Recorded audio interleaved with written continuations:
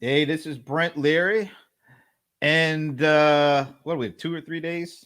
2 days left in the year. I got to get Yeah. one more Mhm. few good minute conversation in.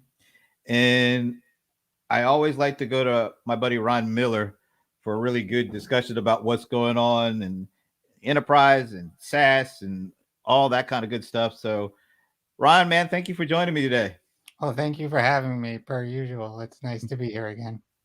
So, do we want to get the formalities out of the way around sports and talk about what's going on in football, or you I don't know? know if you saw, but one of my favorite clips that came out of the post game of the loss by the Patriots on Sunday was a woman had the nerve to ask Bill Belichick if he had Oh, any any New Year's resolutions, and he's like that he wanted to share, and he just kind of looked down and goes, "Not right now, maybe next week." I mean, what was she thinking? I mean, did she really I think she mean, was going to get an answer?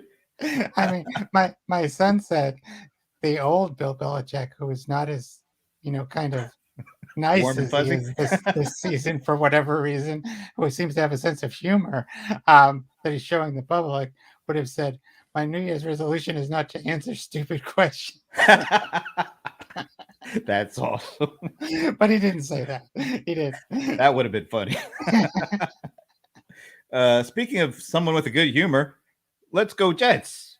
Uh, Alan Burtson. Yeah, that's a good one, Alan. that's Go pretty go to the funny. draft. Is that what we're? Good to see you, Alan. Oh, before we get started, John Madden passed away yesterday. Any thoughts on? I mean, Uh, Madden was, he was such a he was a great coach. He was a great broadcaster, really fun broadcaster. Uh, yeah. I remember the first Super Bowl against your Rams in Mm. 2001, I think it was, uh, No, where we were 99. That was a good one. it was tied up, and Madden said, "Oh, there's no way they're gonna try it." And then they tried to make it down the field anyway. I don't remember. I think that's when they scored the field goal. Actually, they scored. It Yeah, was Kurt yeah. Warner to Isaac Bruce. And then I think that the Patriots got the ball back, and he said, they got a rookie, or not a rookie quarterback, but a young quarterback. They're probably just gonna take it, play it safe. But they did. They marched down the field and got that field goal. Um, so that's a Madden memory of Yeah, mine. But yeah, that's I've never great. played Thanks, Madden, Ron. That, but that's a my great memory. not for you, I'm afraid. Yeah, let's move You would on. have preferred actually that they played for overtime. I'm You sure. see, first of all, when you said that first Super Bowl, I of course was thinking to the one from 2 years before that, where we actually won. But I Or realized you were talking about the one we lost. So I'm yeah, sorry. I'm sorry. I don't mean to bring up bad memories for you, but I mean it was a turning point for the Patriots it franchise, which had been hapless to that point. I will point out. definitely was a turning point. Well, let's keep turning. So we're at the end of another year, 2021, and maybe just off the top, how did 2021 compare to 2020 in terms of the things that you cover and all the different companies that you get a chance to interact with? Was it a big difference? It was a another year under COVID, another full year under COVID. Right, right. I mean, How was it different? I think companies adjusted to that, and you know, some people went back to the office partially. I mean, I think probably with the way that this new variant is so contagious, that's probably going to. I mean, I think we're going to see shrinking, and and then going back out, and then going back in, for a while now. But in terms of the year, it seems like companies adjusted to it and we're doing well. And in fact, a lot of companies benefited from it in a way because of the rapid transfer or switch to more digital technologies. And so anybody that was in cloud or SaaS and that end of the business that I tend to cover more, Right. um, they tended to do okay because companies were switching more quickly. Certainly the big guys like AWS and Google and and Microsoft, you know, and I hate to use the word benefit from, something that was bad, but Yeah. it was a change in the way people do business for whatever reason, and that change had a positive impact, I think, on a lot of companies in the businesses that I cover. And Yeah. it's funny because I wrote an article, uh, you know, maybe a month ago. Timelines are always tough to remember these days, but I wrote about, Wall Street was taking it to SaaS companies that were having decent reports, or, were coming back down to earth from, you know, the early pandemic bubble. Something Hmm. that everybody knew was going to happen. I mean, I don't think an analyst is being honest if they said, oh, Zoom is going to be going at triple figures forever. They just wouldn't.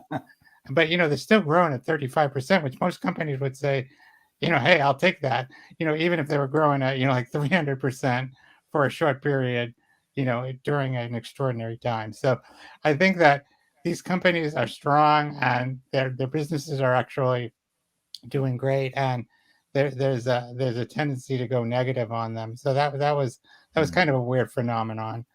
We saw a lot of M&A, and a lot of activity. I just did my top 10 M&A story that I have been doing for the last 4 or 5 years.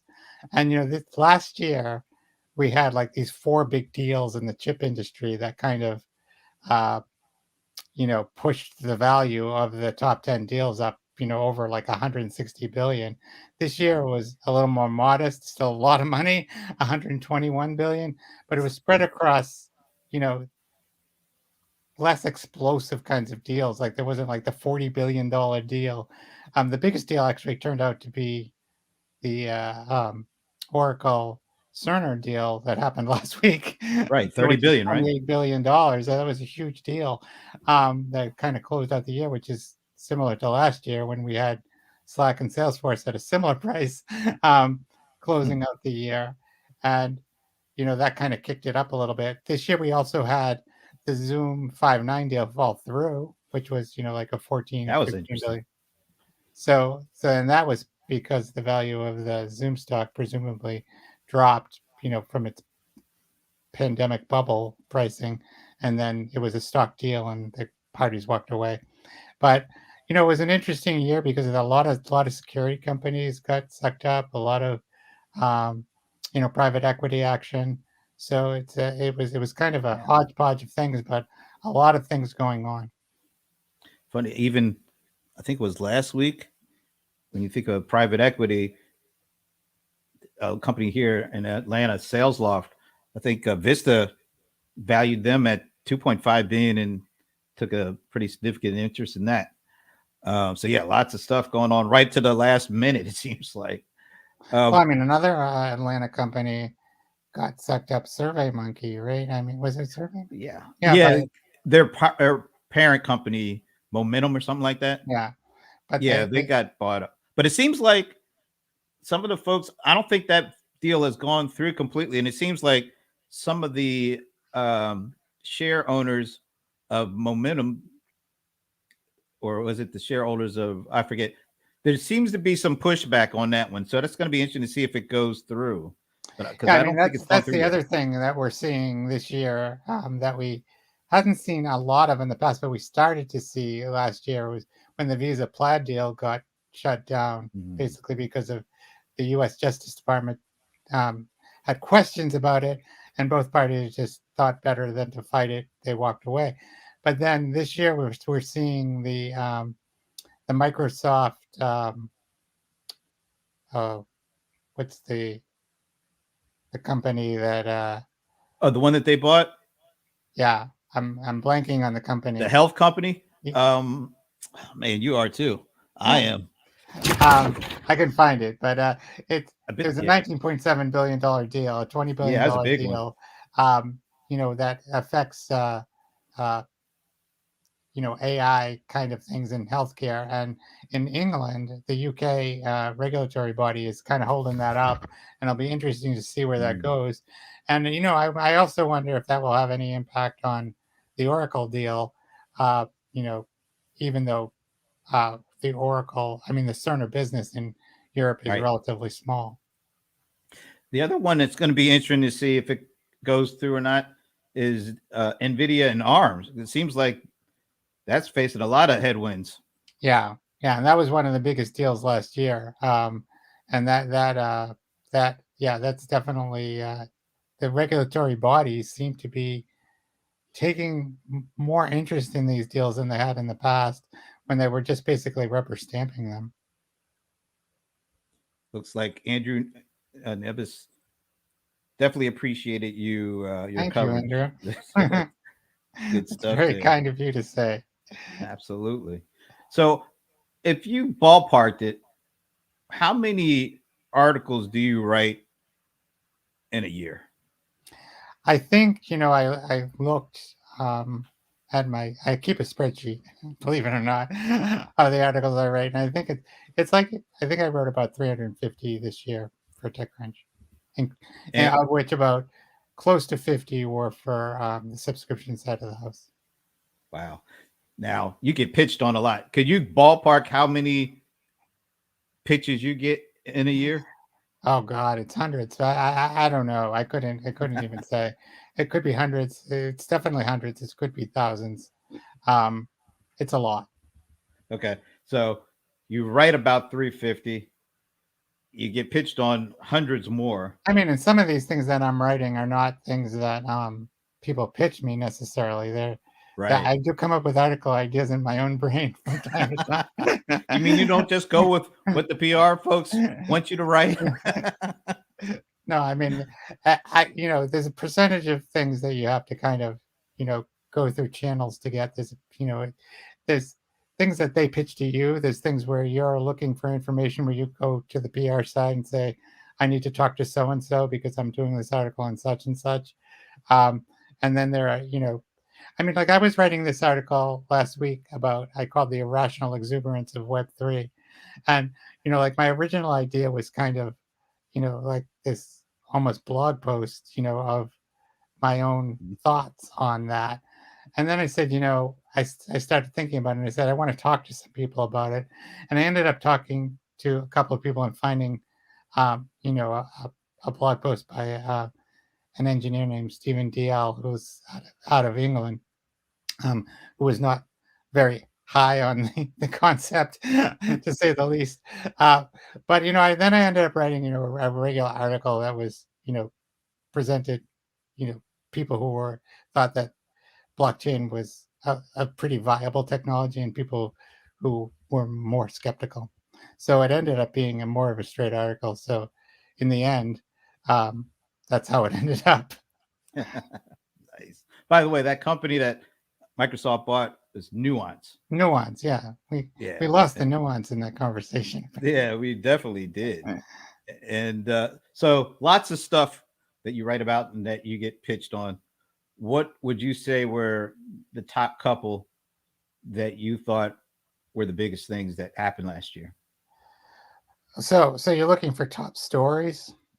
Yeah, things that Yeah. So I mean, I guess the biggest story of the year was Bezos, deciding to step back into the chairman role, and Andy Jassy then moving from his role of leading AWS, obviously the cloud arm of Amazon, and then Adam Silipsky coming back from kind of yeah. Tableau, um, and taking over as CEO of, taking that Jesse's job over. So that was kind of an interesting mix of what happened. The kind of a domino effect of Bezos saying he didn't want to, run day to day anymore, wanted to, put more time into his charities, into his rocket business, his maybe a little bit of more time in the Washington Post, which he bought in 2013, and you know, just kind of get away from the day to day grind of running a company the size of Amazon. Jassy takes over, then Slipsky takes over for him. So it was a huge kind of transition there, and we're still, you know, it's too early to kind of judge how the transition's gone, but they did their first AWS reinvent last month, and that went very smoothly. There wasn't anything major that was announced, and maybe there wasn't anything that sort of put the new guy's stamp on things. And I think maybe we'll see that in 22, and that should be interesting to watch what he does to kind of make that his own. Yeah. Think about the Jeff Bezos and then Jassy and then Salipsky. Where would you put Salesforce making Brett Taylor the co-CEO, and then also kind of tied in with that is Brett Taylor also becoming the chairman of the advisory board for Twitter. Yeah, that was really a wild week for him. You know, in in the course of 1 week last month, Brett Taylor gets named co-CEO of Salesforce, which is a huge deal. And I think you and I have talked about this in the past, that it could be kind of the first step in you know Mark Benioff taking a similar step to what Bezos has just recently done, and maybe getting away from that day-to-day grind, and concentrating on some of the things that he likes to do, which is actually, he's got a lot of charitable work going. He's got a foundation, um, and he may want to step back and devote his time to that. And again, he's been running this company for more than 20 years. It's Yeah. going to be 23 years this year, I think. Yep. Um, so it's a lot, I think, for anybody to keep up with that, and especially as complex as Salesforce has become. It's not, obviously just a CRM company. It's like many companies, and he's got to kind of find a way to hold that together. And it probably does take two people at this point to do all of the work that needs to be done to run that company. So that makes sense. I mean, it was interesting. A Business Insider, no, it was Information article came out after that announcement, and said that an internal email said that you know that Brett would still report to Benioff. But I think that this is the beginning of the transition, and we'll start to see that shift, if not next year, certainly in the next couple of years. And then, of course, Brett was also named chairman of the board at Twitter, which is in itself, again, a huge job. And that happened at the same time that Jack Dorsey stepped down. And then I don't remember the name of the person who replaced him, but it was an internal person. Um, Mm-hmm. and so he's got some pretty big jobs now. I mean, being the chairman of the board of a big publicly traded social media company is not a trivial job, I'm sure. And so he's got a lot going on. But he's certainly worked his way up into the upper echelon of running two major companies. Two And significant it happened in companies. the Yeah. same week. And I remember after the co-CEO announcement was made, and then I think it was a Business Insider story that came out that talked about, well, Brett still kind of has to report Right, to Mark. right, So people are saying, well, is this just an announcement in name only? But then I started thinking about it. They also said that all those executives that were originally reporting to Mark, they will report to Brett, excuse me. So that move tells you that it's not just in name only. right. That's a move that almost feels like maybe they're doing a little interim. They're kicking the tires around, see how things go as everybody starts to reporting to Brett. And then eventually it makes it much easier if everything goes smoothly for Mark to walk away. Right, right. And I mean, yes, that's my feeling, that there's going to be a period of transition. It'll give everybody in the company a chance to get used to it. It'll give customers a chance to get used to it, and it will give stockholders, a chance to get used to it. And then you know, when everybody's comfortable with it, then you know, if Mark feels like it's time to go, if he wants to go, if that's his choice to go, then there's a good succession plan in place at that point. Yeah.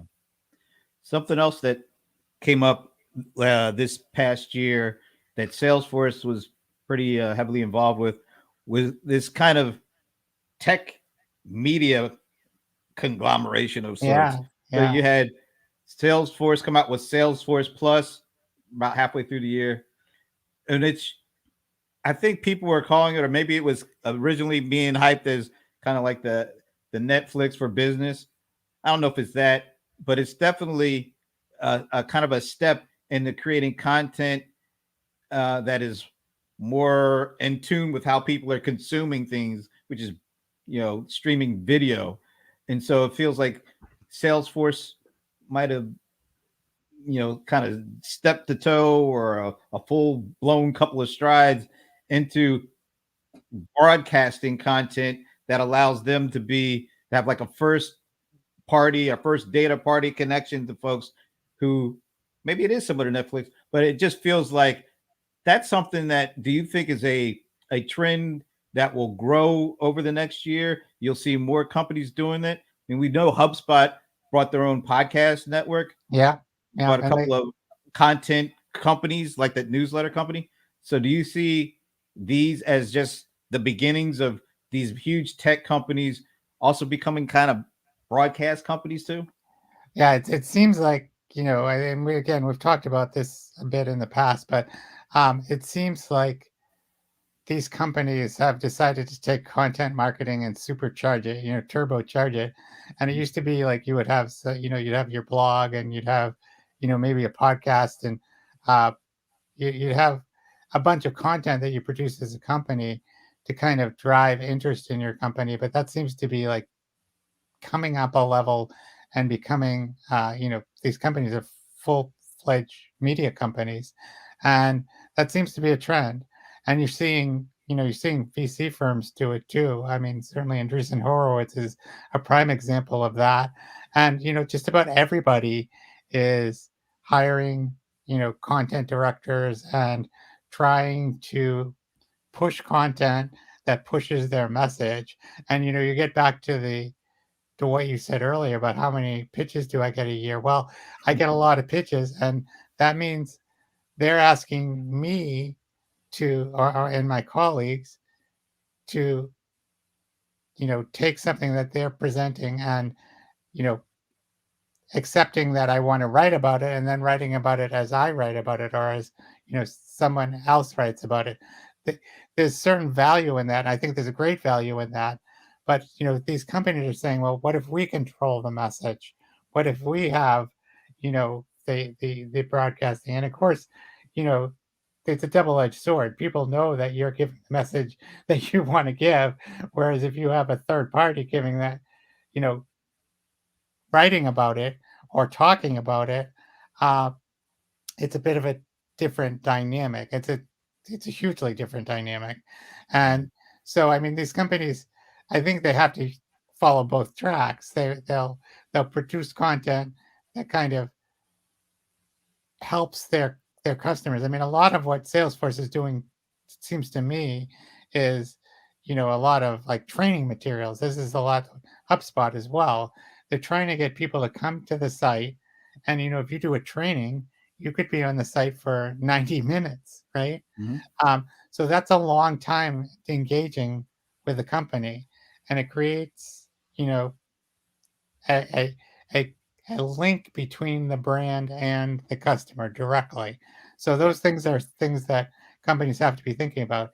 Owning mailing lists, all those kinds of advantages that you get when you start to create your own content. So there's definitely a trend towards that. I think it's only going to get bigger. I think more companies are going to try and do it, but I think it's also a lot harder than people think, and it Mhm. takes a lot of resources, not only human resources but financial resources. So it remains to be seen how well that will work. But I can see why they're trying to do it, and I think we'll continue to see companies trying to do that. Yeah. I'm just putting up what Alan says. It's not about controlling the message, it's about engaging substantively, contributing to the conversation. I think it's both, right? I think it's both.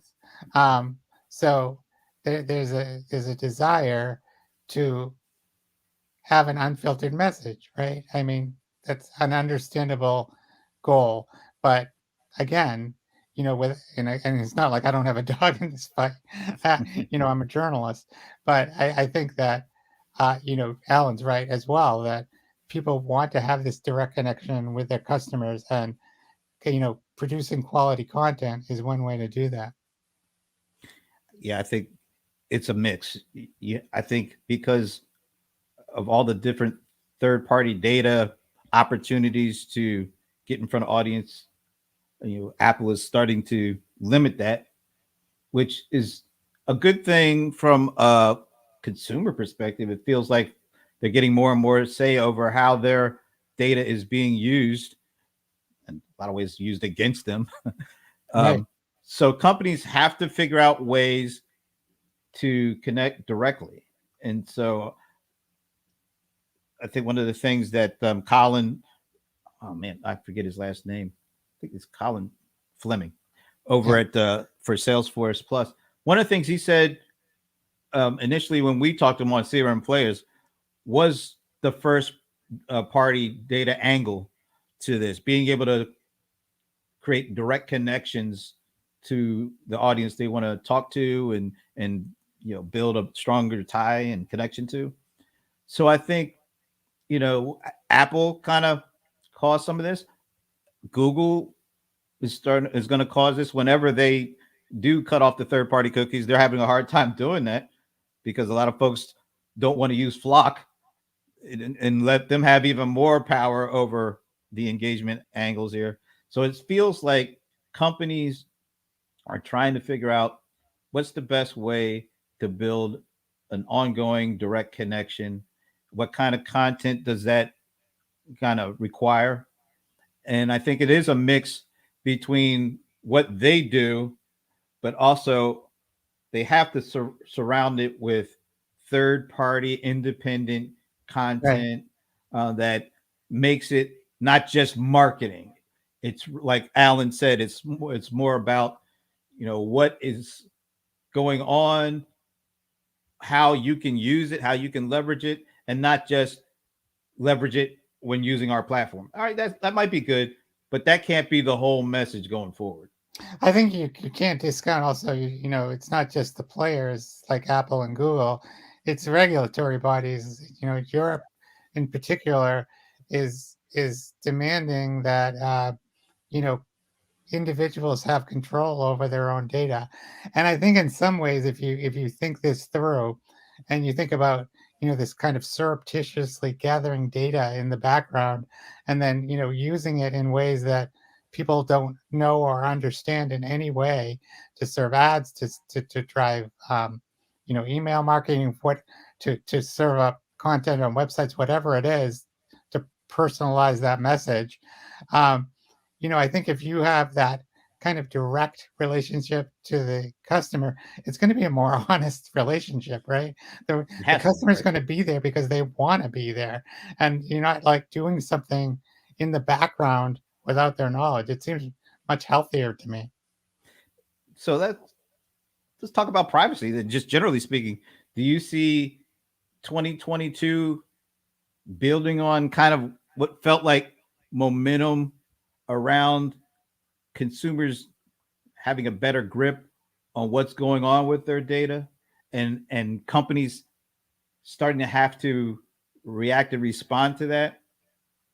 Yeah, I mean, I think that we're seeing the government, certainly in the U.S., the big companies are being called up to Capitol Hill. There's a lot of momentum, I think, from both sides of the aisle, maybe for different reasons, but that that that there's a kind of a movement to bring this data gathering under control a little bit.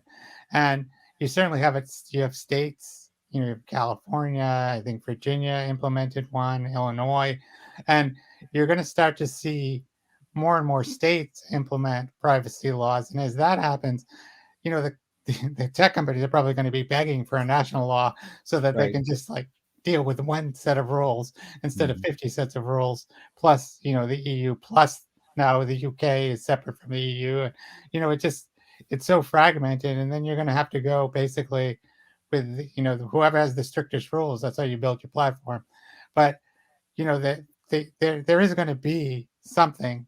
there's some movement towards that, and I don't know if it will happen because politics is crazy, and you don't know how things are going to move. But I think it makes sense that at some point in the U.S. there's a law, and then maybe the people start to you know, think about, international data agreements and all of that stuff because this stuff is moving. It's moving across borders. And as I said, consumers don't know what's being done with it at all. I don't think even people who are fairly sophisticated have a full grip on how this all works. And so, at some point, there has to be some simplification and control. And I think that's probably going to happen. Maybe not next year, but in the coming years for sure. I mean, we already have it with GDPR, obviously. Yeah, absolutely. By the way, another one of those big acquisitions that took place was with Intuit buying Mailchimp, my Right. backyard. Was that like a $12 billion deal, something Yeah. like that? Yeah. Yeah, that was a huge So deal. And that was an interesting deal because, on its face, Intuit is a finance company, and Mailchimp is an email marketing company, and and that's it doesn't seem like they fit, but uh, the idea apparently is that they want to expand into more small business services, and this could be just the beginning of a much broader strategy on the part of Intuit to become not just QuickBooks and some other financial services, but to also give a whole range of services across the platform for small businesses. yeah, they're one of those companies that has the money, and they've been buying things all along. Yeah, they I spend a mean, lot of money. They're not afraid to make big deals. I think they spent, was it 7 billion on Credit Karma? That was Yeah, just last year or something like that. And then they a bought year or Mint two ago. before that. They're on an ongoing kind of a binge. But I think you're right. The components and pieces, when you add them all up, they can become somewhat of a one-stop shop for small businesses, including data. Let's face it. You Well, need I a mean, I'm sure platform. if that's You the need the data goal, too. then we're probably going to see them active again in 22, right? Probably. There's always something out there. I mean, there's always data that can help, you know, sell even more things. I mean, that's the way it is. Right. Um, let's talk a little bit about maybe something to look out for, or a company to look out for, or a trend, something that has you thinking what's going to happen next year. Oh Maybe something like that. gosh, that's a tough question. Um, I guess this privacy thing that we're talking about is going to have an impact, right? And the regulatory environment. And the question is how those two things coming together, which have a lot to do with government entities, and how much we're going to be moving from what has been, I think, for the last 30 years, pretty much a laissez-faire attitude towards M&A and pretty much whatever companies have wanted to do, unless it was completely outrageous, um, they've been able to do pretty unimpeded. Now we have these kind of factors coming together, and it looks like the government, and not just in the EU and the UK, but also across the world, and certainly here in the United States, we're starting to see more interest, and it'll be interesting to see. Some people think that's going to have a chilling effect on M&A, for instance.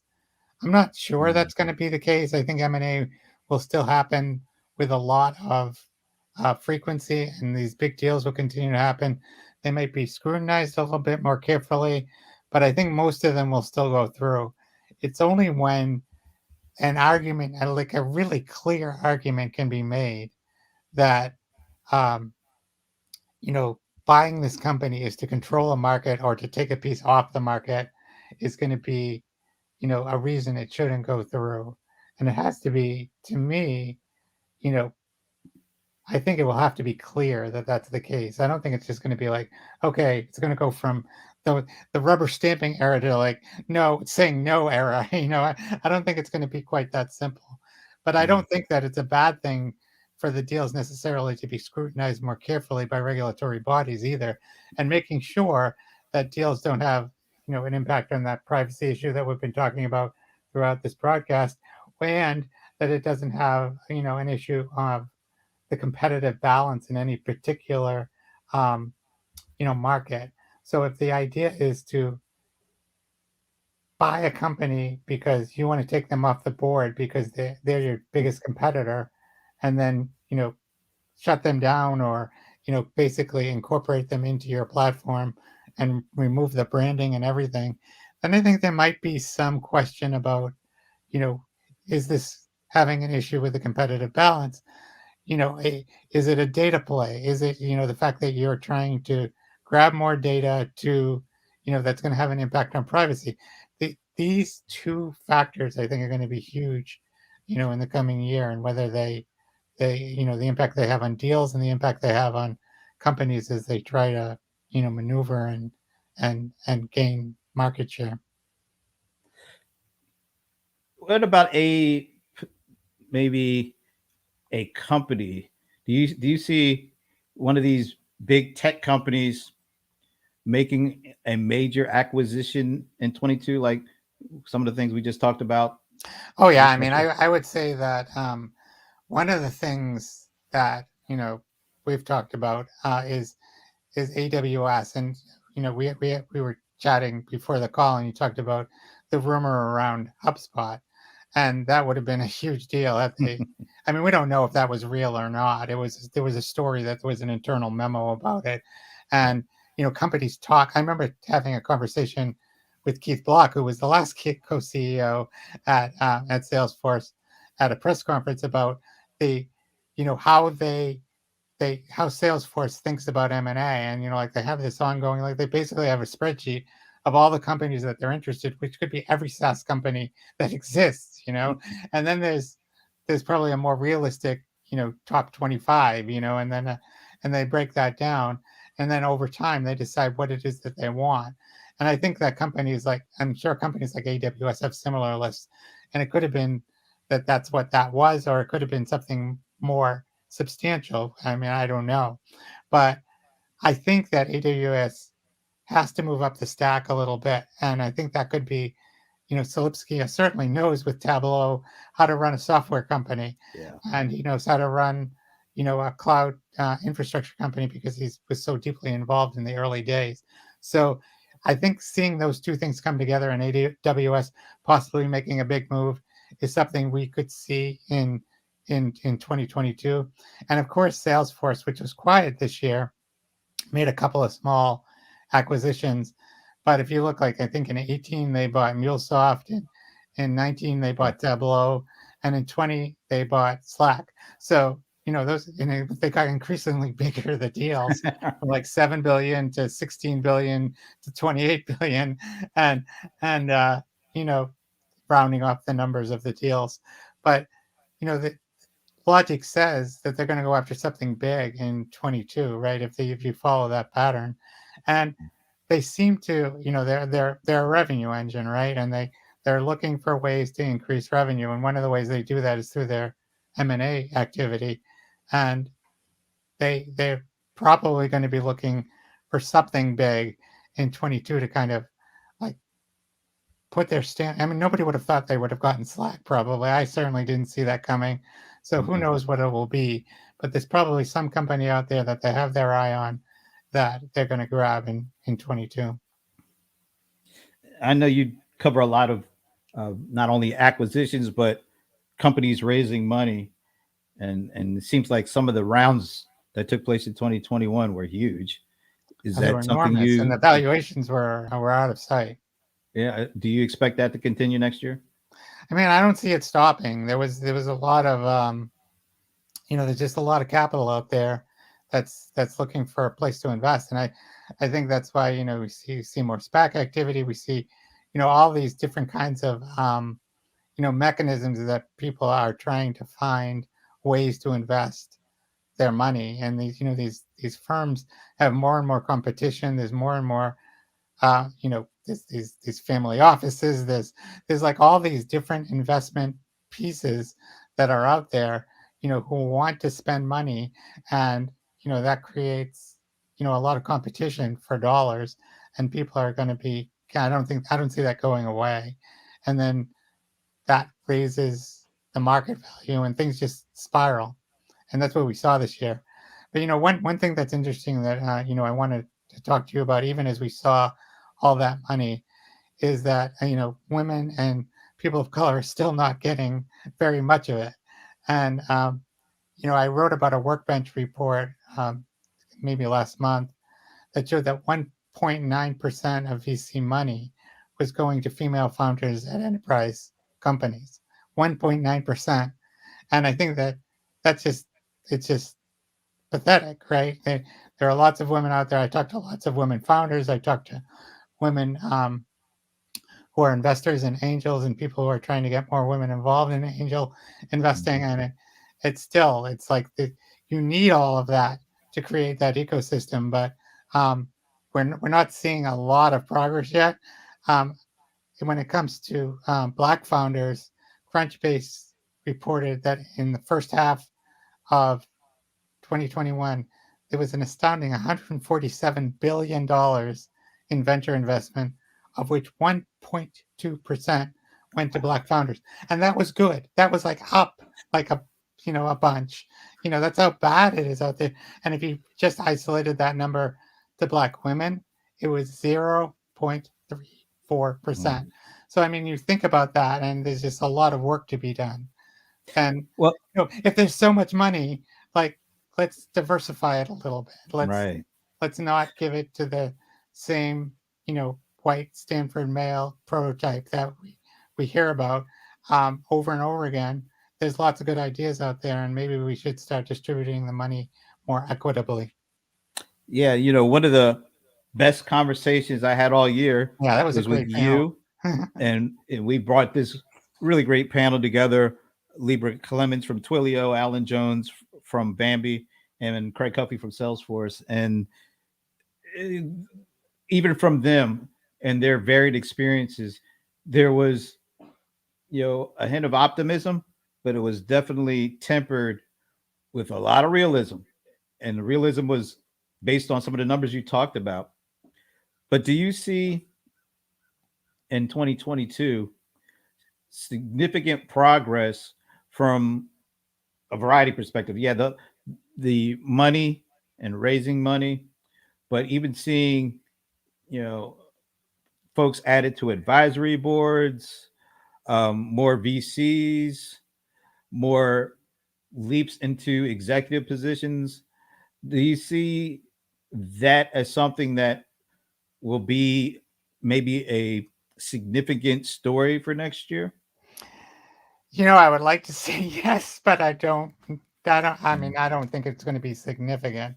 I think if you can start, I mean, like I said, that 1.2% number that I just cited was actually, I don't remember what it was exactly, but it was a substantial increase from the prior year period.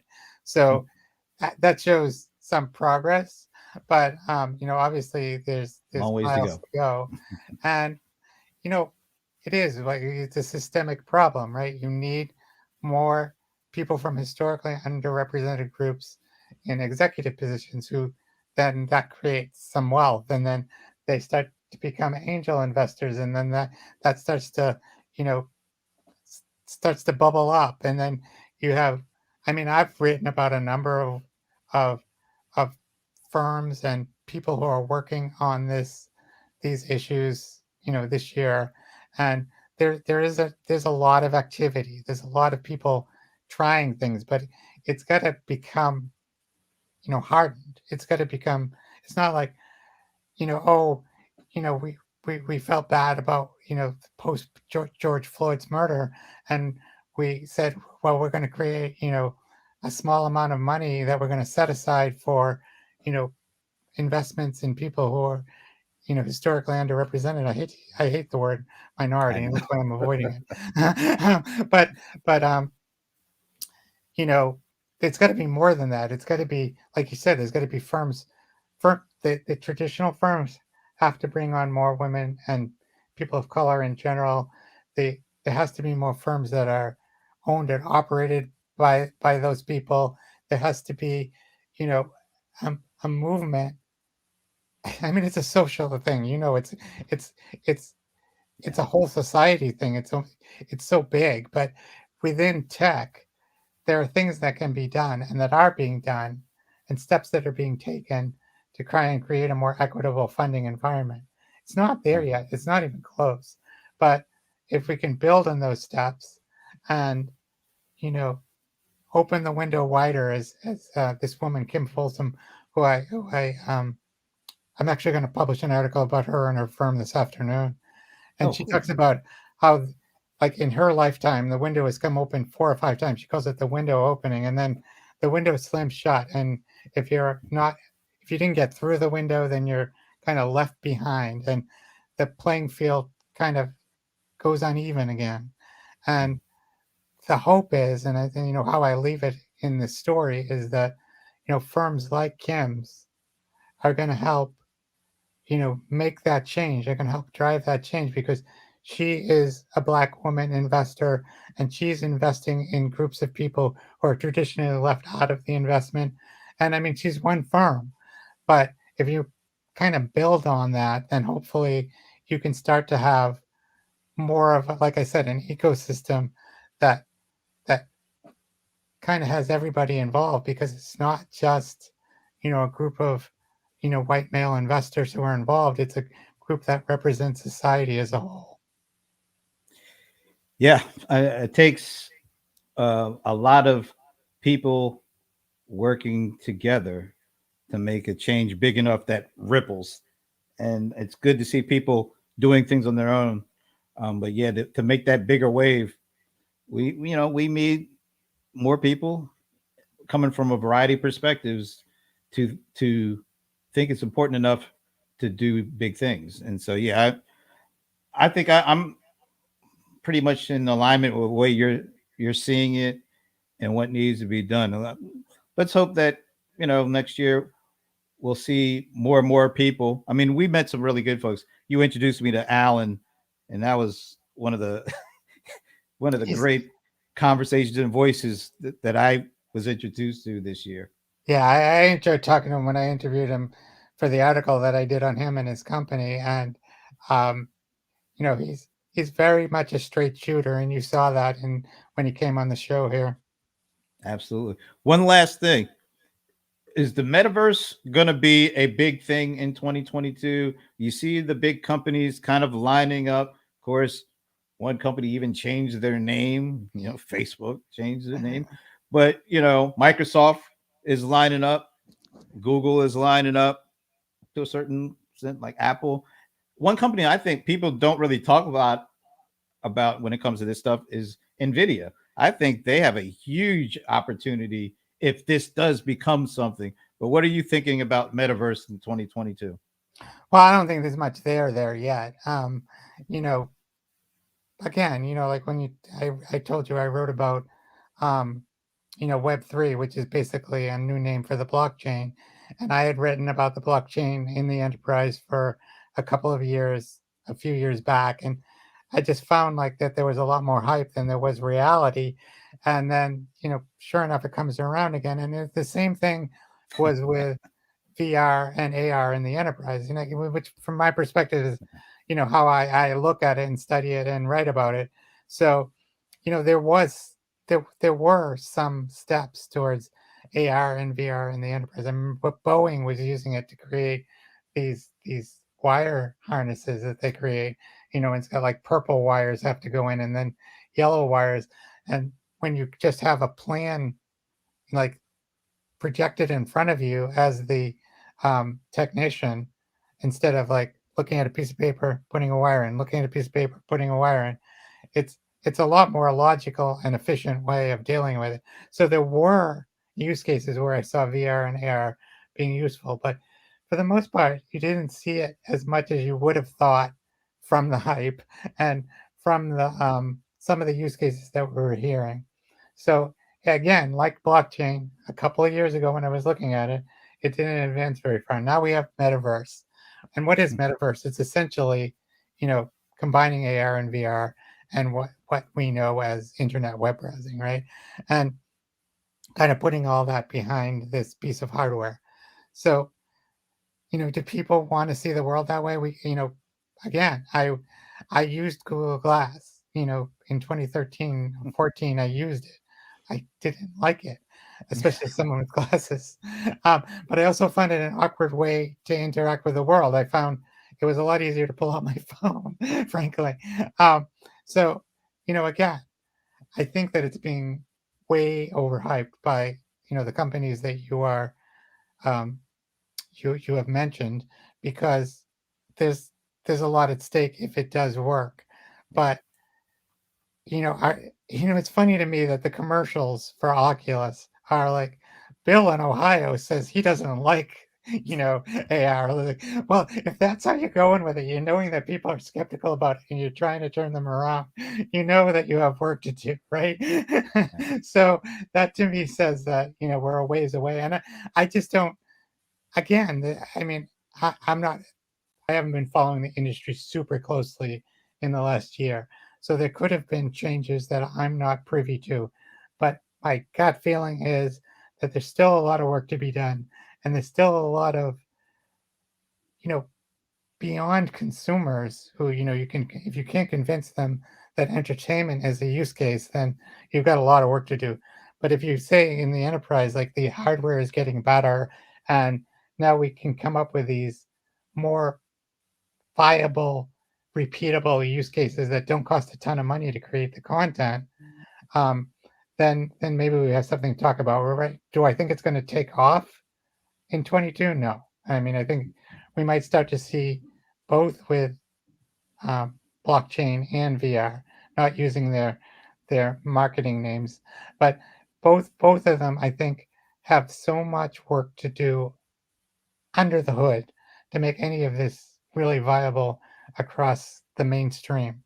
And that's if they take some steps toward that, then that would be I think that would be progress.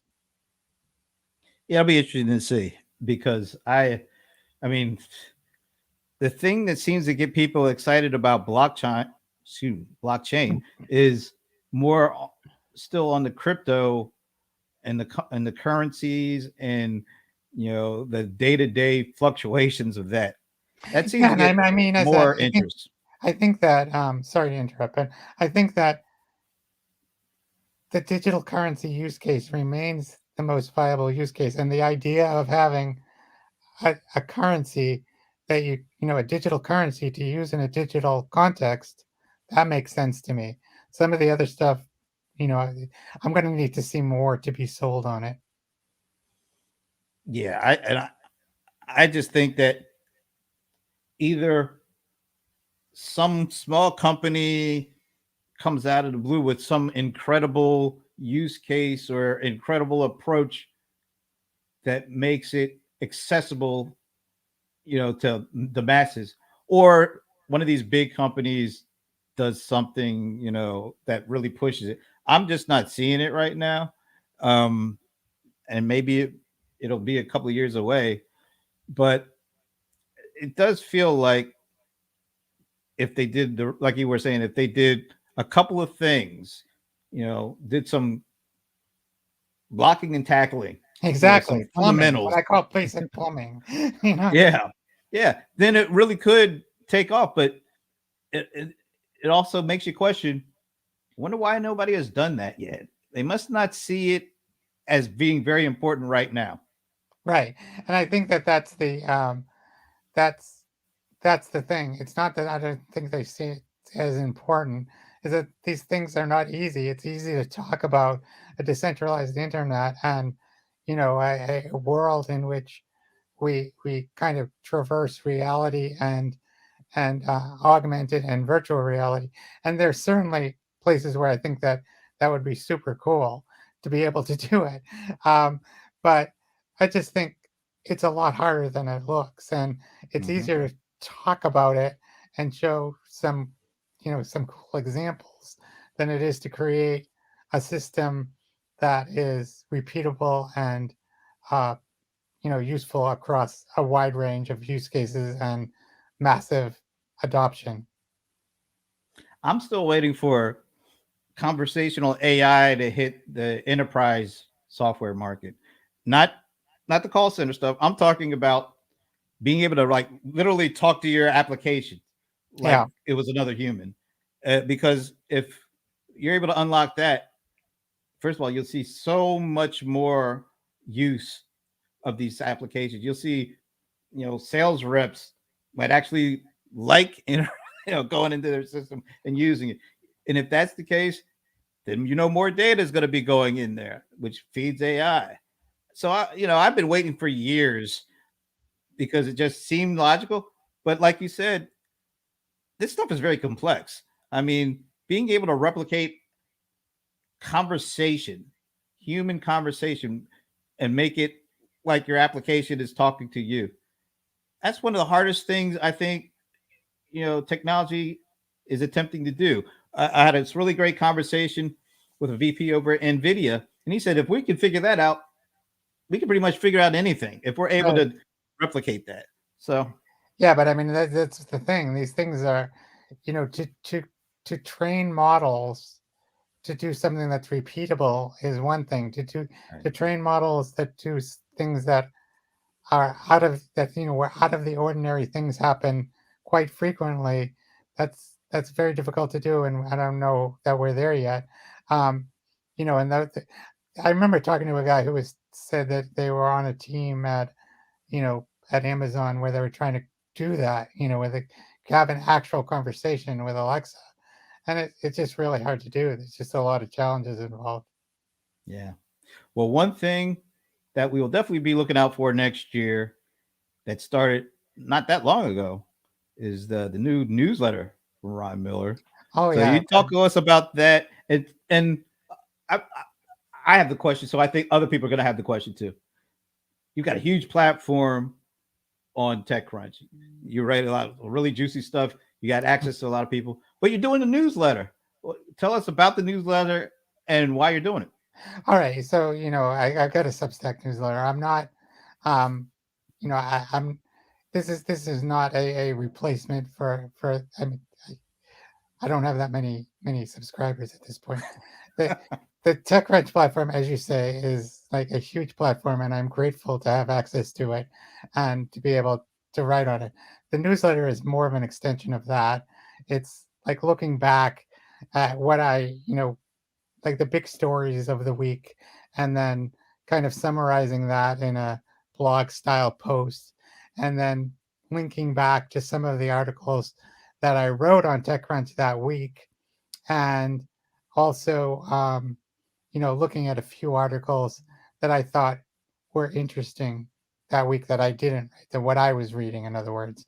So, um, it's really about, for several years ago, uh, colleague of mine at the time, John Russell, said, you should do a newsletter and just like send out your links. You write so much in a week. Just let a bunch of people know what you're doing.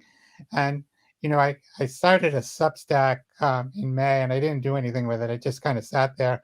And then a few weeks ago, I just quite on a whim, wrote a post and found a picture and put in the links and published it. And uh, it's about promoting my work at TechCrunch. It's not about replacing my work at TechCrunch.